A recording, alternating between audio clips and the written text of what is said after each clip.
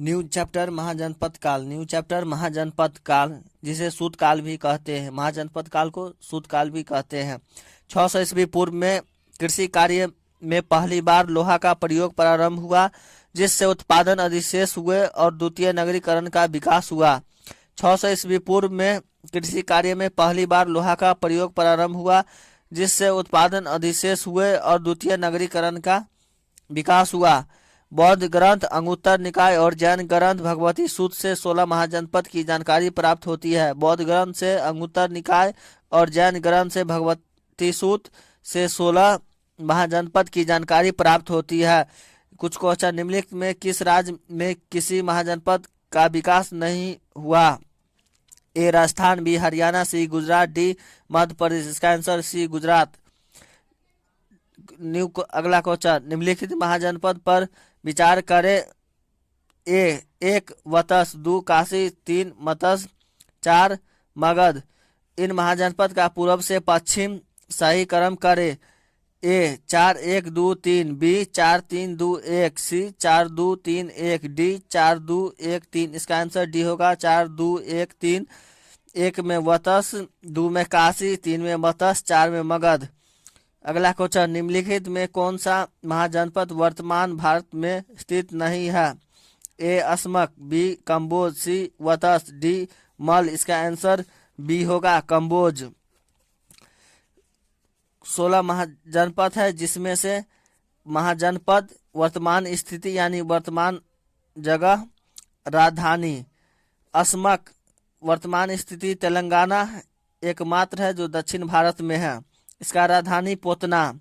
गंधार पाकिस्तान, तहसीला कम्बोज अफगानिस्तान, हाटक मगध बिहार, राजगिरी अंग भागलपुर बिहार, चंपा वज्जी बिहार, वैशाली मत्स्य राजस्थान, विराटनगर अवंती मध्य प्रदेश, उज्जैन कुरु हरियाणा, इंद्रप्रस्थ पांचाल यूपी, अहिछत्रक सूरसेन मथुरा, सूरसेन यूपी मथुरा, चेदी यूपी, शक्तिमती मल यूपी, कुशीनगर, कौशल यूपी, श्रावस्ती, काशी यूपी, वाराणसी, वत्स प्रयागराज यूपी, कौशाम्बी।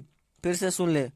असमक तेलंगाना, पोतना राजधानी, गंधार पाकिस्तान, तहसीला कम्बोज अफगानिस्तान, हाटक मगध बिहार, राजगिरी अंग भागलपुर बिहार, चंपा वज्जी बिहार, वैशाली मत्स्य राजस्थान, विराटनगर अवंती मध्य प्रदेश, उज्जैन कुरु हरियाणा, इंद्रप्रस्थ पांचाल यूपी, अहिछत्रक सूरसेन यूपी, मथुरा चेदी यूपी, शक्तिमती मल यूपी, कुशीनगर कौशल यूपी, श्रावस्ती काशी यूपी, वाराणसी वत्स प्रयागराज यूपी, कौशाम्बी। इसमें एक जो साउथ इंडिया में है तेलंगाना असमक, गांधार पाकिस्तान में है, कम्बोज अफगानिस्तान में है जो भारत से बाहर है। 2 गांधार पाकिस्तान में, कम्बोज अफगानिस्तान में। इसमें 3 बिहार में है, मगध अंग वज्जी। इसमें 1 मत्स्य राजस्थान में, 1 अवंती मध्य प्रदेश में, 1 कुरु हरियाणा में और 7 यूपी में। पंचाल, सूरसेन, चेदी मल, कौशल, काशी, वत्स। मगध के उत्कर्ष के बारे मगध का उत्कर्ष का बारे में हर्यक वंश के बारे में बिंबिसार। हर्यक वंश का संस्थापक बिंबिसार थे। हर्यक वंश के संस्थापक बिंबिसार थे। इसने अपनी राजधानी राजगिरी बनाया। वैवाहिक संबंधों के द्वारा इसने अपनी स्थिति मजबूत की। लिच्छवी राजकुमारी चलना से विवाह किया। कौशल की राजकुमारी कौशला देवी से विवाह किया। मुद्रकुल की राजकुमारी क्षेमा से विवाह किया। लिच्छवी राजकुमारी चलना से विवाह किया। कौशल की राजकुमारी कौशला देवी से विवाह किया। मुद्रकुल की राजकुमारी क्षेमा से विवाह किया। इसने अंग के राजा ब्रह्मदत्त को हराकर अंग को मगध साम्राज्य में मिलाया और वहां का उपराजा अपने बेटे अजात शत्रु को बनाया। इसने अंग के राजा ब्रह्मदत्त को हराकर अंग को मगध साम्राज्य में मिलाया और वहां का उपराजा अपने बेटे अजात शत्रु को बनाया। इसके दरबार में राजवैद्य जीवक था, जिसने अवंती का राजा चंद्रप्रदोत का इलाज किया। इसके दरबार में राजवैद्य जीवक था, जिसने अवंती का राजा चंद्रप्रदोत का इलाज किया। अजातशत्रु के बारे में शासक बनने के पूर्व इसने अपने पिता बिंबिसार की हत्या किया। उस समय यह अंग का उपराजा था। शासक बनने के पूर्व इसने अपने पिता बिंबिसार की हत्या किया। उस समय यह अंग का उपराजा था। इसके शासक काल में 483 ईस्वी पूर्व में गौतम बुद्ध की मृत्यु हुई और इसने राजगिरी में प्रथम बौद्ध संगीति का आयोजन किया। बौद्ध संगीति का मतलब बैठक। इसके शासन काल में 483 ईस्वी पूर्व में गौतम बुद्ध की मृत्यु हुई और इसने राजगिरी में प्रथम बौद्ध संगीति का आयोजन किया। गंगा और सोन के संगम पर इसने पाटलिपुत्र में सैनिक छावनी की स्थापना किया। गंगा और सोन के संगम पर इसने पाटलिपुत्र में सैनिक छावनी की स्थापना किया। कौशल के राजा प्रसेनजीत को हराकर उसकी बेटी वजीरा से विवाह किया और काशी से होने वाला आय को पुनः प्राप्त किया। कौशल के राजा प्रसेनजीत को हराकर उसकी बेटी वजीरा से विवाह किया और काशी से होने वाला आय को पुनः प्राप्त किया। वज्जी को जीतने के लिए इसने रथमूसल और महाशिला कंटक जैसे नए हथियार का प्रयोग किया, जिसने वज्जी को मगध साम्राज्य में मिलाया। वज्जी को जीतने के लिए इसने रथमूसल और महाशिला कंटक जैसे नए हथियार का प्रयोग किया। इसने वज्जी को मगध साम्राज्य में मिलाया। उदयक और उदयन के बारे में इसने मगध साम्राज्य के राजधानी राजगिरी से पाटलिपुत्र किया। पाटलिपुत्र शहर की स्थापना इसने किया। इसने मगध साम्राज्य के राजधानी राजगिरी से पाटलिपुत्र किया। पाटलिपुत्र शहर की स्थापना इसने किया। नागदशक के बारे में यह हर्यक वंश के अंतिम शासक थे। नागदशक यह हर्यक वंश का अंतिम शासक था। शिशुनाग वंश के बारे में शिशुनाग यह शिशुनाग वंश का संस्थापक था। शिशुनाग इसने कौशल को मगध साम्राज्य में मिलाया। इसने अपनी राजधानी पाटलिपुत्र से वैशाली किया। शिशुनाग यह शिशुनाग वंश का संस्थापक शिशुनाग था। इसने कौशल को मगध साम्राज्य में मिलाया। इसने अपनी राजधानी पाटलिपुत्र से वैशाली बनाया। कालाशोक या काक वर्ण के बारे में 383 ईस्वी पूर्व में इसने द्वितीय बौद्ध संगीति का आयोजन वैशाली में किया। इसने अपनी राजधानी वैशाली से पाटलिपुत्र स्थानांतरित किया। 383 ईस्वी पूर्व में इसने द्वितीय बौद्ध संगीति का आयोजन वैशाली में किया। इसने अपनी राजधानी वैशाली से पाटलिपुत्र स्थानांतरित किया। नंदीवर्धन के बारे में शिशुनाग वंश के अंतिम शासक थे। नंद वंश के बारे में महापनंद के बारे में प्रथम गैर क्षत्रिय शासक थे। पूरे उत्तर भारत को मगध साम्राज्य में मिलाया। प्रथम गैर क्षत्रिय शासक थे। पूरे उत्तर भारत को मगध साम्राज्य में मिलाया।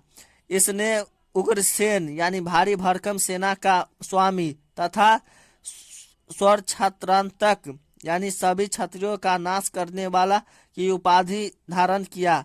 इसने उग्रसेन यानी भारी भरकम सेना का स्वामी तथा स्वरछत्रांतक यानी सभी क्षत्रियों का नाश करने वाला की उपाधि धारण किया। धनानंद नंद वंश का अंतिम शासक था। इसके समय भारत पर सिकंदर का आक्रमण हुआ। धनानंद नंद वंश का अंतिम शासक था। इसके समय भारत पर सिकंदर का आक्रमण हुआ। महाजनपद काल के राजा का वंश और नाम। महाजनपद काल राजा का वंश और नाम इसके शॉर्ट में। हर्यक वंश, बिंबिसार, अजातशत्रु, उदयक, नाग दशक, ये सब हर्यक वंश के थे।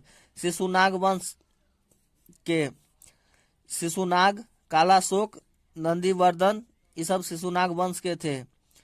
नंद वंश, महापनंद, धनानंद, ये सब नंद वंश के थे। फिर से हर्यक वंश से बिंबिसार, अजातशत्रु, उदयक, नागदशक, ये सब हर्यक वंश से थे। शिशुनाग वंश से शिशुनाग, कालाशोक, नंदीवर्धन, ये सब शिशुनाग वंश से थे। नंद वंश से महापनंद, धनानंद, ये सब नंद वंश से थे। ये सब नंद वंश से थे। भारत पर विदेशी आक्रमण की जानकारी हेरोडोटस द्वारा रचित पुस्तक हिस्टोरिका से मिलता है। भारत पर विदेशी आक्रमण की जानकारी हेरोडोटस द्वारा रचित पुस्तक हिस्टोरिका से मिलता है। ईरान का आक्रमण। भारत पर पहला विदेशी आक्रमण ईरान का हुआ। 600 ईस्वी पूर्व में ईरान में हकमनी साम्राज्य की स्थापना हुई। इसके संस्थापक साइरस थे। भारत पर पहला विदेशी आक्रमण ईरान का हुआ। 600 ईस्वी पूर्व में ईरान में हकमनी साम्राज्य की स्थापना हुई। इसके संस्थापक साइरस थे। इस वंश के राजा डेरियस प्रथम, उसी को दारा प्रथम भी कहते हैं, भारत पर आक्रमण करने वाला पहला विदेशी शासक था।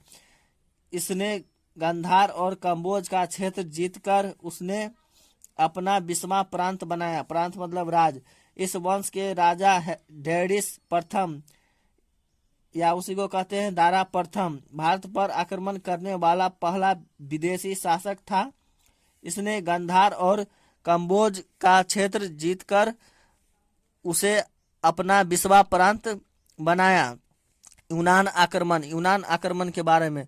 यूनान में मकदुनिया के राजा फिलिप्स थे और उनका पुत्र सिकंदर था।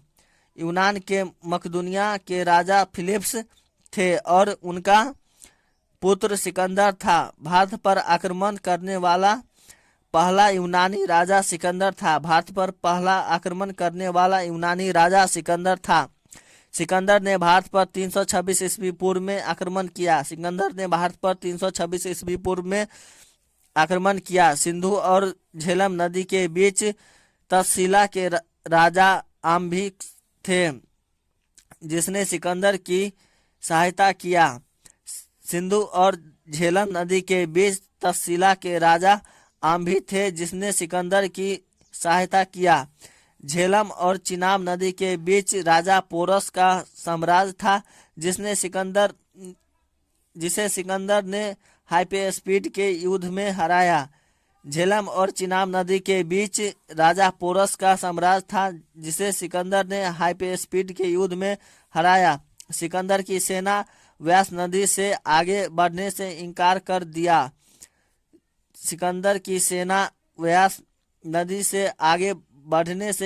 कर दिया।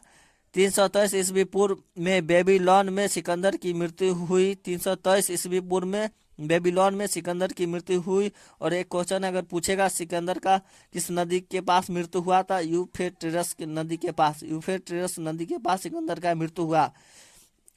महाजनपद काल के राजनीतिक जीवन में होने वाले परिवर्तन। इस काल में पहली बार राजा नियमित सेना रखना प्रारंभ किए।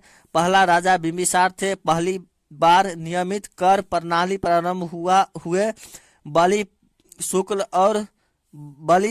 शुल्क और भाग जो पहले स्वैच्छिक कर थे उसे अनिवार्य बना दिया गया। पहली बार रक्त संबंध से अलग नौकरशाही स्थापित हुए। इस काल में पहली बार राजा नियमित सेना रखना प्रारंभ किए। पहला राजा बिंबिसार थे। पहली बार नियमित कर प्रणाली प्रारंभ हुए। बलि, शुल्क और भाग जो पहले स्वैच्छिक कर थे उसे अनिवार्य बना दिया गया। पहली बार रक्त संबंध से अलग नौकरशाही स्थापित हुए। युद्ध केवल क्षेत्र के लिए प्रारंभ हुआ। राजा के पद का अधिकार बढ़ा। युद्ध केवल क्षेत्र के लिए प्रारंभ हुआ। राजा के पद का अधिकार बढ़ा। इस काल में प्रशासन की सबसे छोटी इकाई के रूप में ग्राम और सबसे बड़ी इकाई के रूप में महाजनपद स्थापित हो गया। इस काल में प्रशासन की सबसे छोटी इकाई के रूप में ग्राम और सबसे बड़ी इकाई के रूप में महाजनपद स्थापित हो गया। ग्राम 20 जनपद महाजनपद। पहला ग्राम, दूसरा 20, तीसरा चौथा जनपद, पांचवा महाजनपद। सबसे छोटा ग्राम, सबसे बड़ा महाजनपद। Thank you.